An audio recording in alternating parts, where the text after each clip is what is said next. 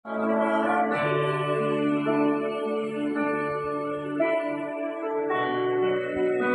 who died. Jesus who died. Jesus who died. We glorify. Now we glorify. Now we glorify.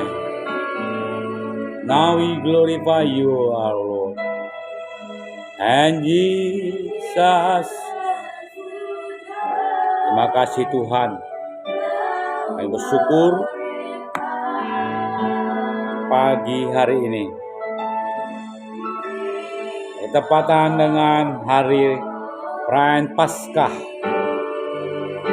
Seluruh umat Tuhan yang ada, kami beribadah Tuhan. Paskah adalah kebangkitan Yesus, kebangkitan gereja Tuhan, kebangkitan umat, tebusan dari dosa-dosa dan segala kejahatan, untuk tidak lagi melakukan dosa dan kejahatan. Bapa di sorga, kami bersyukur karena pagi hari ini kami kembali lagi boleh dapat beribadah untuk memuji menyembah-Mu, dan sebentar kami mau mendengarkan firman-Mu. Tuhan Yesus, berfirmanlah bagi kami sekalian, karena kami siap untuk mendengarkan firman Tuhan. Di dalam nama Tuhan Yesus Kristus, semua kita yang siap untuk mendengarkan firman Tuhan, mari bersama-sama kita mengatakan amin. Amin. Shalom. Shalom. Hari ini adalah hari Paskah. Saya sapa kita sekalian, baik yang juga ada di dalam channel ini maupun para pemirsa sekalian. Selamat Paskah. Hari yang berbahagia bagi kita sekalian di hari perayaan Paskah ini, karena hari Paskah adalah hari kebangkitan Tuhan Yesus Kristus. Hari Jumat yang lalu kita sudah merayakan Jumat Agung, hari di mana kita memperingati kematian Tuhan Yesus. Dan Yesus berjanji bahwa pada hari yang ketiga Dia akan bangkit dari antara orang-orang mati. Dan diperingati setiap hari setelah 3 hari kematian Yesus adalah hari Paskah. Bertepatan hari Paskah adalah hari Minggu, dan dalam setiap perayaan hari Paskah, maka secara otomatis juga umat Tuhan merayakan hari Minggu, hari ibadah Minggu. Oleh karena itu hari ini saya percaya kita semuanya boleh bersama-sama merayakan Paskah ini dengan satu sukacita karena Tuhan Yesus bangkit dari antara mati. Dari Injil Matius, boleh dibuka Alkitabnya, pasalnya yang ke-28. Mari kita membuka Alkitab kita, sebab dalam Alkitab kita boleh mengetahui tentang Yesus, firman Tuhan yang hidup hari ini akan menjamah kita semuanya saudara, sehingga Yesus yang hidup akan tinggal di dalam kita, menguatkan kita. Dari Injil Matius, pasalnya yang ke-28. Mari buka Alkitabnya. Ayatnya yang ke-18. Ada satu ayat dari Injil Matius, pasal yang ke-28, yang boleh kita ketahui bahwa ayat itu adalah ayat yang sangat memberi kita semangat. Dari ayat itu kita bisa mengetahui bahwa Tuhan kita Yesus itu Dia bangkit dari antara orang mati, dan tema firman Tuhan pada hari ini adalah kuasa kebangkitan Yesus.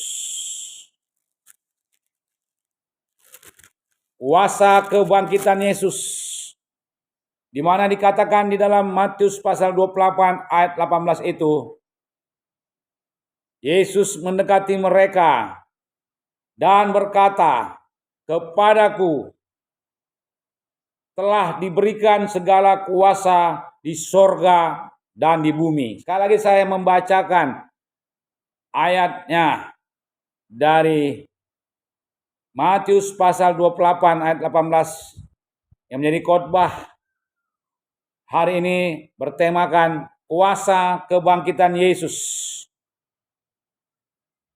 Yesus mendekati mereka dan berkata, "Kepadaku telah diberikan segala kuasa di sorga dan di bumi." Hari ini pesan firman Tuhan bagi kita sekalian, Bapak Ibu Saudara. Yang pertama, bahwa gempa bumi yang terjadi sangat dahsyat sekali pada saat Yesus bangkit.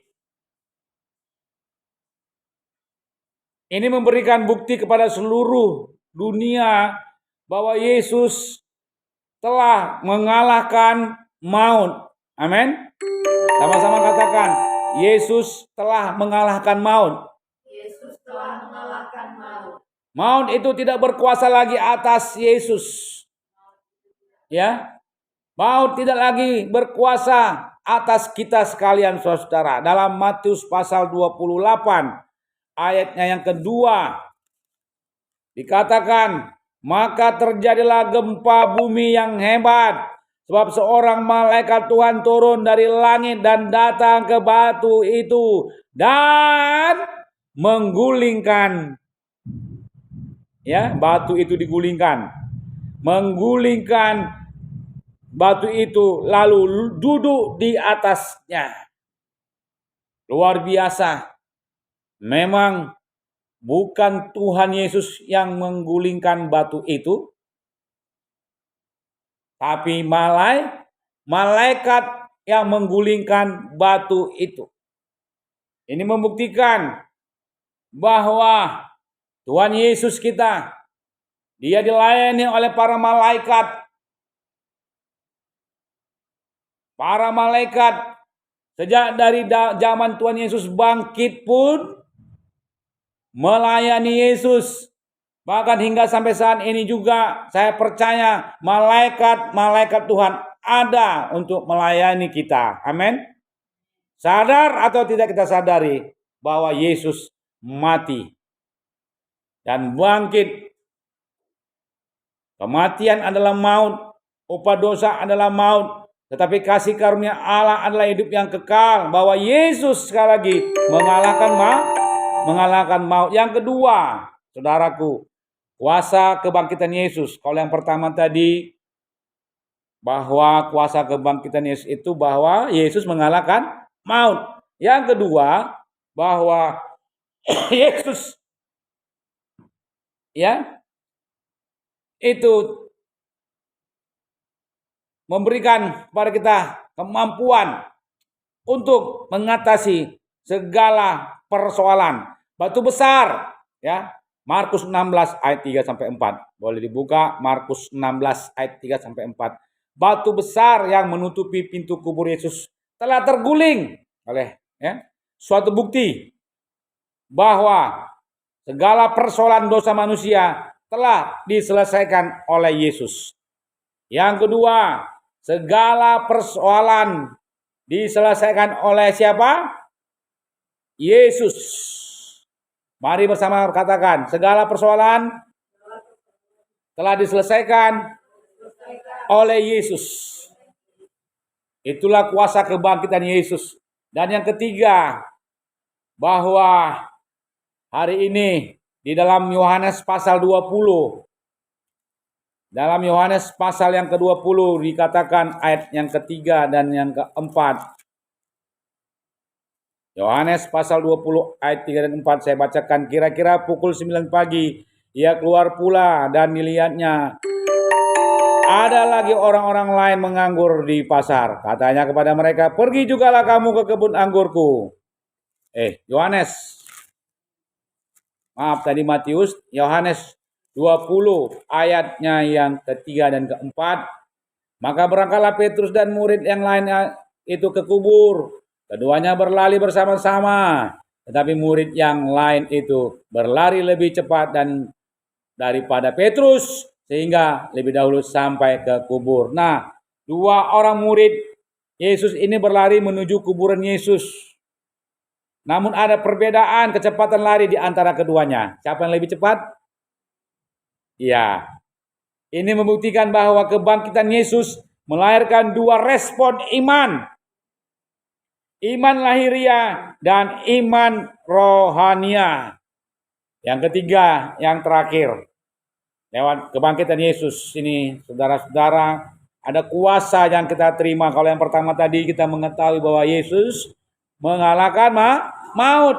Yang kedua, bahwa segala persoalan diselesaikan oleh Yesus. Dan yang ketiga, kita melari, ada di sini ada apa? Ada respon iman.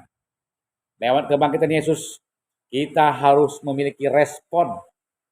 Apakah kita mau memiliki iman yang lahiriah atau iman yang rohaniah? Mulai sekarang mari kita berlomba dalam pertandingan rohani ini. Kita berlomba untuk keselamatan kita. Kalau kita melihat bagaimana dua orang itu tadi, ya, mereka berlari